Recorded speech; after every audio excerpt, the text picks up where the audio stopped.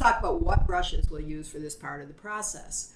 What brushes you choose is partially a question of your taste and partially a question of efficiency. The first brushes I'm going to talk about are flats, and they come in two lengths. We have short flats and we have long flats. A flat is excellent for covering large areas quickly. And on its side, it's very good for making precise lines. It's actually better to use a flat on its side than it is a round in many applications. Farther in the process, a flat can be very useful for layering and glazing because it can lay down a thin coat very precisely. Later on, I will show you how to do dry scumbling with a flat brush on its side. Dry scumbling is a technique where the bottom layer shows through because you allow the top layer to skip. A filbert is so named because it's shaped like the nut, because sometimes you feel like a nut and sometimes you don't.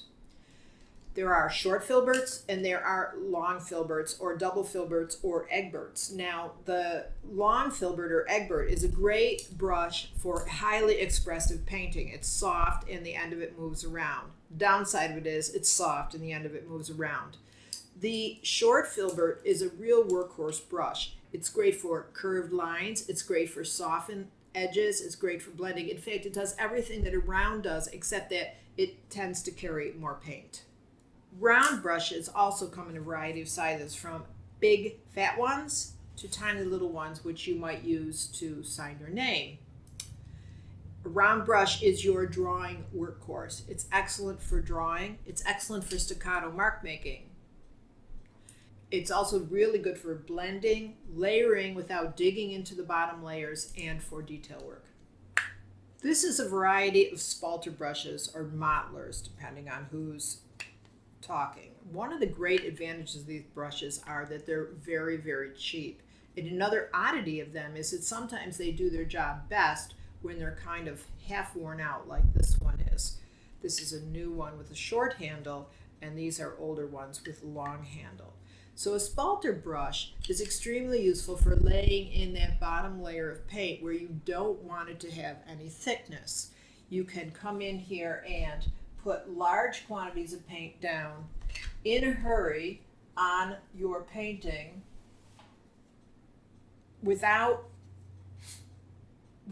digging in or putting too much of a layer in there. One of the great advantages of a spalter brush is that it just doesn't have a hard edge on it. It would be impossible to get a tight edge on a spalter brush, which makes it really useful for those times when you're trying to find your way through a composition without having everything laid out in advance.